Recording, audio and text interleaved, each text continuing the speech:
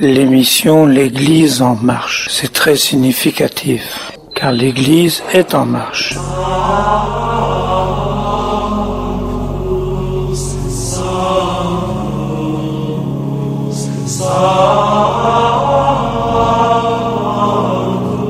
L'Église en marche, à l'écoute de l'Église du Congo.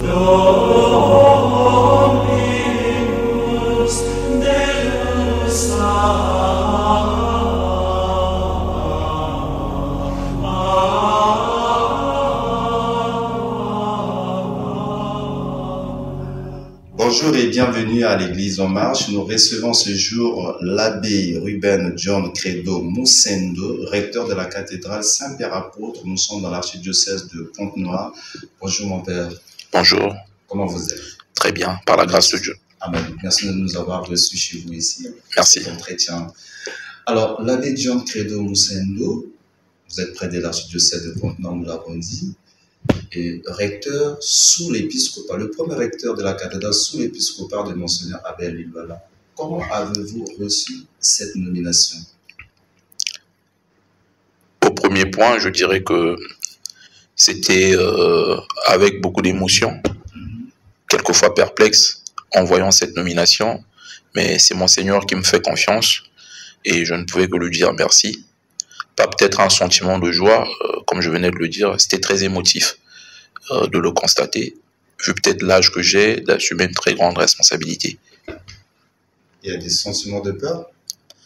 Non, pas un sentiment de peur, parce que la peur ne vient pas de Dieu, mais plutôt une remise en question. Je me dis, si c'est moi, il faudrait que je sois à la hauteur, vu la confiance que l'évêque me donne, et je ne tiens pas à le décevoir, je tiens à le soutenir dans ses projets qu'il pourrait avoir, et je tiens à bien honorer ma fonction, celle à laquelle il me voue, et je tiens à garder intact et droit mes convictions pour ne pas chavirer, mais rester sur la droite ligne.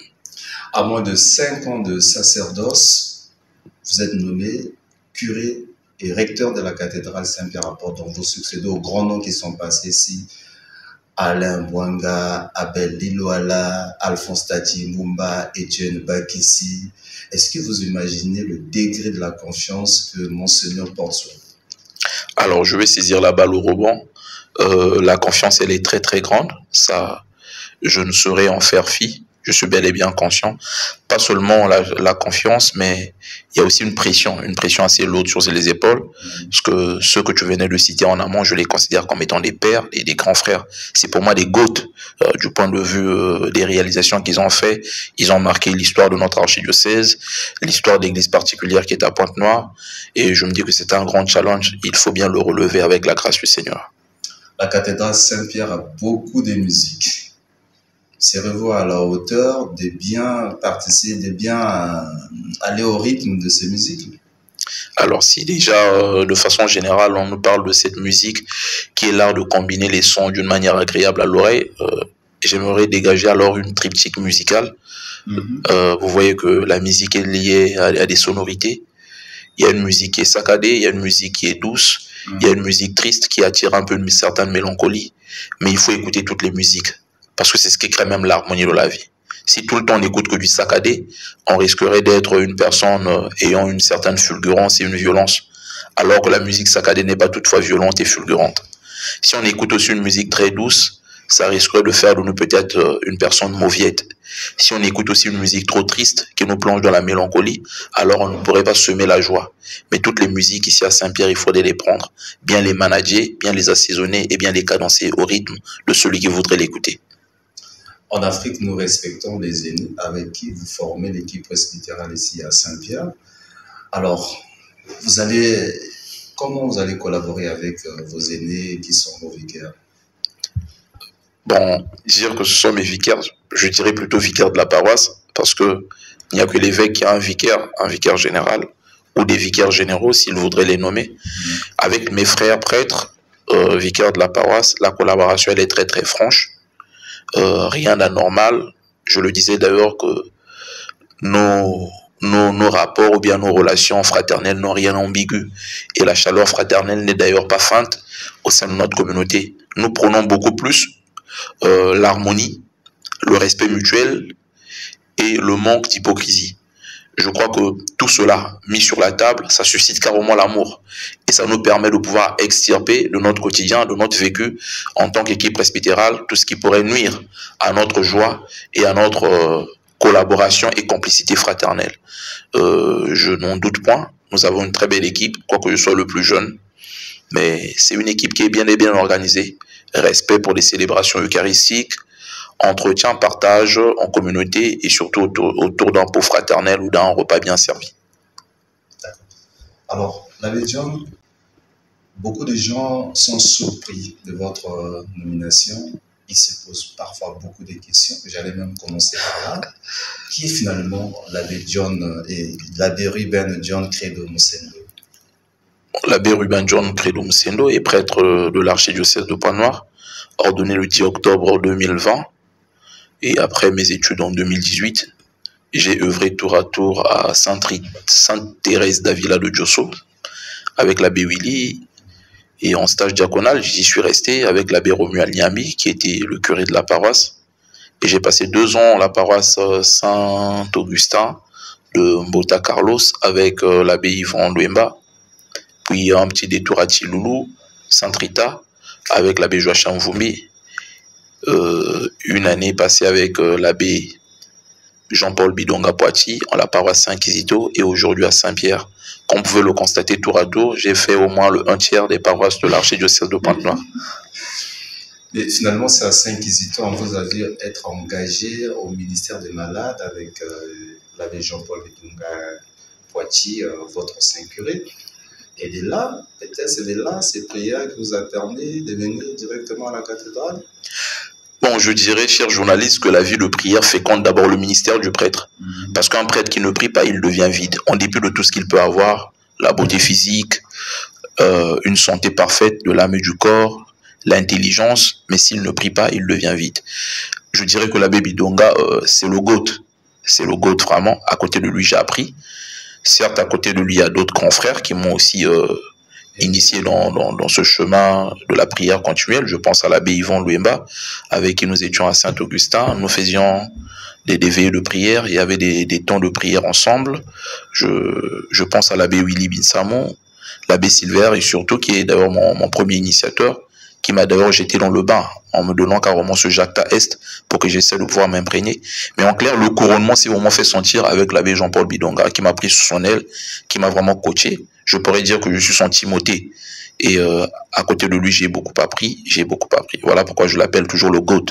Parce qu'il faut respecter les aînés, et il faut voir la carrure. Il est dans ce ministère, il y a belle lurette. Et l'histoire de notre archidiocèse en dit long. Quand on parle de l'abbé Bidonga, on voit tout ce qu'il a fait dans le ministère des Malades. Il a beaucoup œuvré. Qu'est-ce que vous avez appris chez lui? Chez l'abbé Jean-Paul Bidonga, premièrement, c'est cette discipline. Une discipline qu'il faudrait s'imposer. Parce que celui qui veut se lancer dans le ministère des Malades, il doit être disponible et discipliné. Après cette discipline, l'amour de la Madonna, la Vierge Marie, le chapelet continuel, l'adoration au Saint-Sacrement. Et être une personne qui sait aussi avoir un grand cœur, qui sait écouter, taire beaucoup de choses. Parce que c'est un ministère assez complexe, ça il faut le dire, assez complexe. Quand vous n'avez pas les pieds sur terre, au lieu que vous puissiez manger la pastorale des malades, c'est cette pastorale qui risquerait de vous manger. Et avec ces conseils, j'ai beaucoup appris. La chose ultime que je pourrais retenir de lui, c'est celle-ci. Il me disait toujours, John, le diable existe vraiment. Mais l'une des choses que le diable fait dans le monde, c'est de faire croire aux gens qu'il n'existe pas. Le diable est vraiment à l'œuvre et il n'y a que la force de la prière et des dispositions intérieures qui te permettraient d'être à la hauteur. Il n'y a pas un autre secret. Il n'y a pas de magie, il n'y a pas une potion ou des formules à faire, mais c'est savoir se mettre à genoux et se reconnaître petit devant Dieu. C'est à partir de cela que tu pourrais réussir ce ministère. La cathédrale que vous recevez de même de Monseigneur Abel Lilouala, vous étiez intronisé le 17 novembre dernier ici à la paroisse Saint-Pierre-Apôtre. Quelle est l'image que peut-on voir de la paroisse Saint-Pierre-Apôtre que vous recevez du point de vue pastoral? Alors, je viens d'arriver au sein de cette paroisse cathédrale il y a bel et bien un projet qui doit être édicté. Il y a d'abord un court, moyen et long terme dans ces différentes édictées. Et je sais que peut-être vous parlerez directement de la construction de la cathédrale qui nous tient vraiment à cœur. Et vous savez que c'est l'un des projets majeurs de l'épiscopat de notre papa. J'ai cité Monseigneur Abel Liloala. La cathédrale, elle ne peut pas être construite sans l'approbation de l'évêque, d'abord premièrement, et sans le vouloir des chrétiens. Parce que dans un tout englobant, on a besoin des uns et des autres, et ça s'imbrique mutuellement. Les chrétiens qui donnent des ressources nécessaires pour que cette bâtisse puisse se lever un jour. Deuxièmement, l'argent ne suffit pas, mais il faut aussi accompagner ce projet avec des efforts de prière, parce que c'est un très très grand projet. Ce n'est pas le but en blanc, de manière abracadabrante que ce projet se lèvera, mais il faut des efforts consentis. Et au sein de la paroisse cathédrale, il y a, comme je vous le disais, il y a beaucoup de challenges à relever. Il y a à la fois à redynamiser, parce qu'une fois morte, reste l'être morte au sein d'une paroisse. Si les chrétiens sont virils et vifs dans leur manière de pouvoir agir, je crois que le projet de la cathédrale, la construction, ira à bon escient, et ça ira très bien et très rapidement. La troisième chose à saisir, c'est celle-ci, créer l'harmonie au sein des groupements, au sein des paroissiens. Parce que il y a la prière, il y a carrément ce leitmotiv, il y a carrément l'amour et la compréhension mutuelle, je crois que nous réussirons. Et en quatrième et ultime chose, celle à laquelle je nous inviterai tous, c'est de mettre la main à la pâte avec toutes les ressources que nous avons. Que chacun sache mettre sur la table et que chacun sache mettre à bonne réserve toutes les ressources qu'il pourrait avoir. Nous avons besoin de l'intelligence de beaucoup de personnes, que ce soit des entrepreneurs, que ce soit toutes les personnes de bonne volonté qui voudraient vraiment aider ce chantier afin que celui-ci puisse aller de l'avant. Mais je crois que le plus grand rêve de notre Père Archevêque, c'est de voir les murs de la cathédrale Saint-Pierre-Apôtre commencer déjà à se hisser petit à petit. Mais la cathédrale Saint-Pierre compte combien de mouvements d'apostolats jeunes et adultes? Et les communautés ecclésiastiques des bases? On est à 42 groupements, sans compter d'autres qui voudraient encore voir le jour. Les communautés ecclésiales de base, ce qu'on appelle couramment les mabundus de quartier. Autrefois, c'était très dynamique, mais nous sommes dans un stade latent. Nous créons un redynamisme pour essayer de pouvoir lancer cela. Si je dis pas de bêtises, quand j'essaie de faire l'inventaire, nous sommes au moins à 10, puisque nous voudrions encore créer 4 autres ou 5 par rapport à la mission qui m'est assignée par notre Père Archevêque de vouloir créer notre annexe au secteur de l'aéroport international Agostinho Neto. Là aussi, nous voudrons créer d'autres mabundus de quartier. Mais nous commençons d'abord par les mabundus qui existent déjà, mais qui ont eu un certain flop, que ça essaie de pouvoir ressurgir un peu du fond de l'eau, là où ça a été plongé. Merci. Quand vous citez Monseigneur Abel, il vous a confié la mission en vous nommant recteur de la cathédrale. Peut-on savoir la mission que Monseigneur vous a dit à réaliser ici, à la cathédrale Saint-Pierre-Apôtre? Alors, la mission qu'il m'assigne premièrement, c'est celle-là, conduire le peuple de Dieu à bon escient sur un chemin bel et bien balisé, pour que cela se sentent vraiment portés par leur pasteur. Donc j'ai la lourde et la ferme charge de pouvoir bien gérer le peuple de Dieu qui m'est confié ici à Saint-Pierre, mais sous la vigilance et l'œil regardant de notre Père Archevêque. Deuxièmement, c'est de créer donc cette annexe aux alentours, dans les encablures de notre aéroport de Pointe-Noire.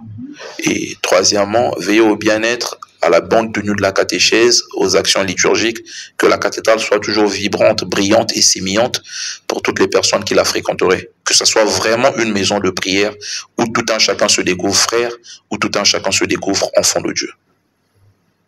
On ne va pas vous laisser comme ça, étant qu'aumônier diocésain de la jeunesse de Pointe-Noire.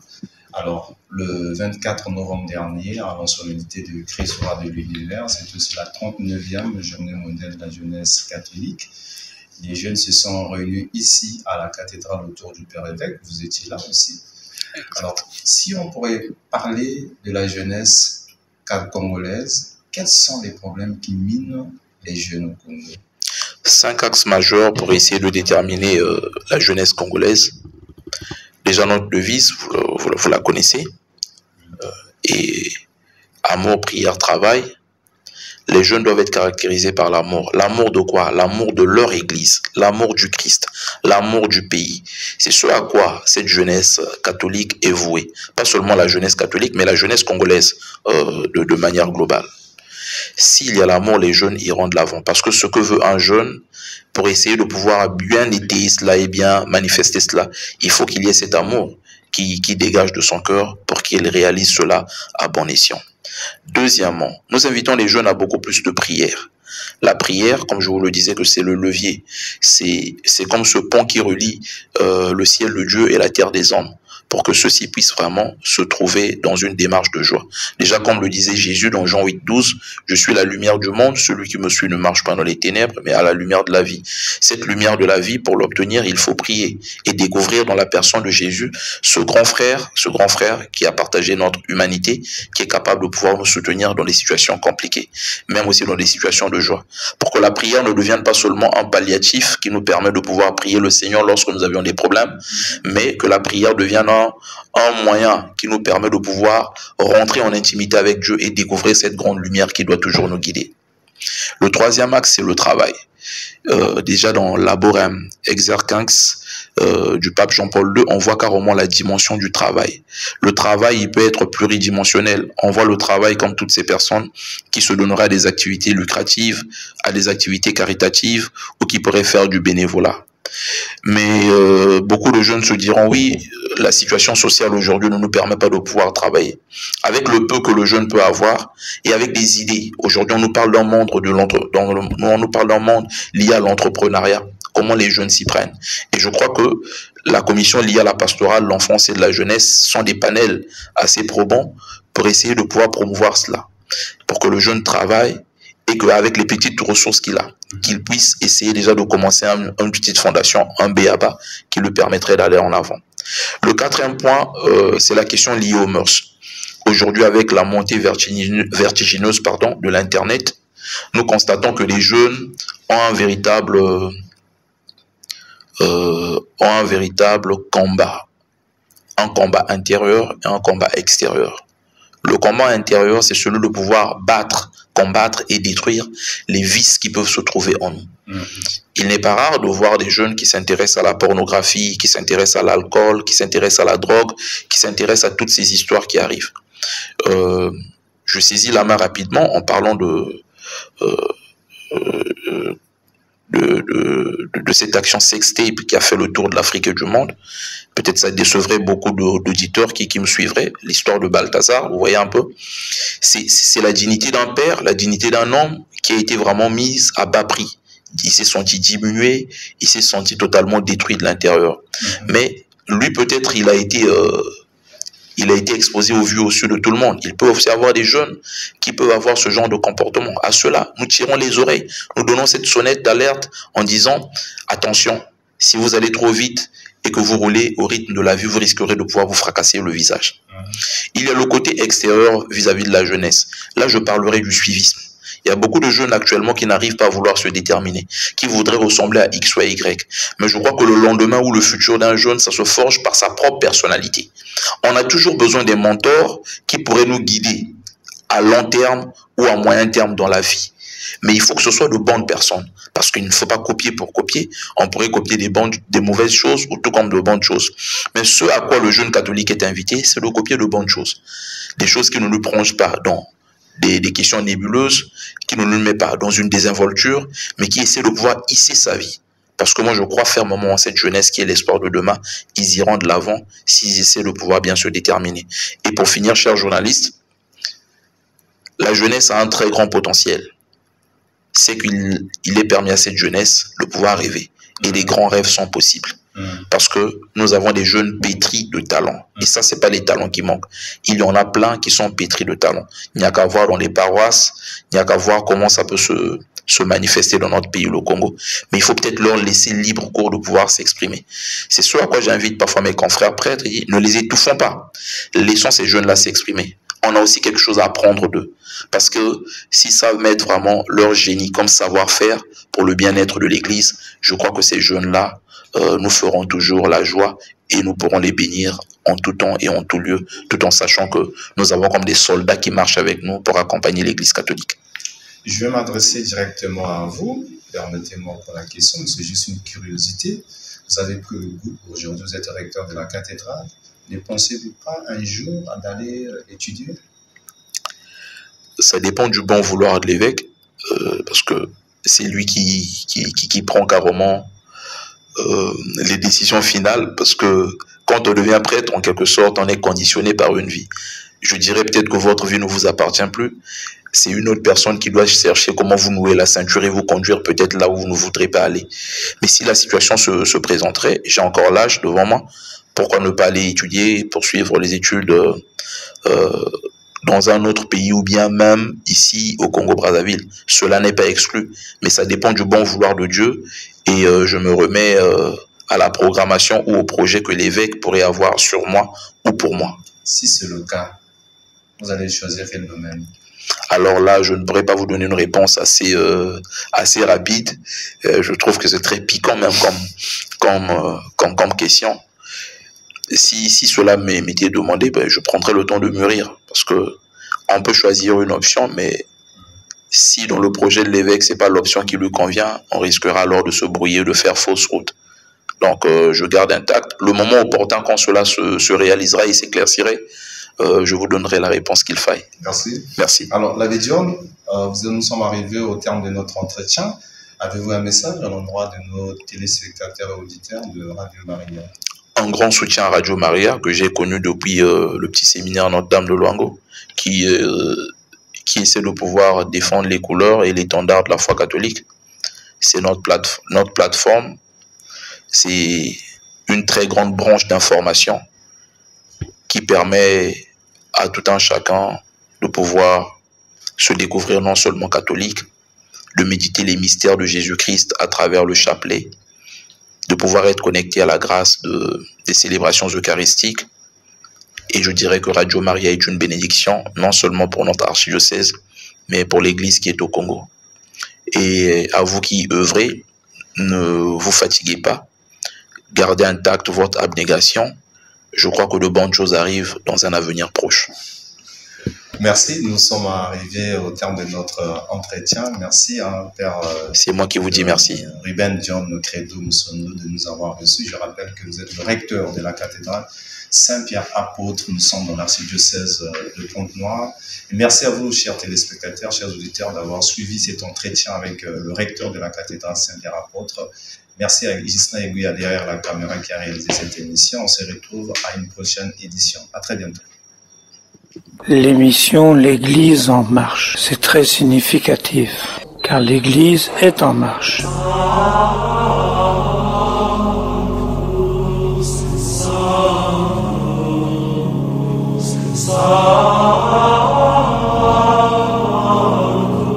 L'Église en marche, à l'écoute de l'Église du Congo.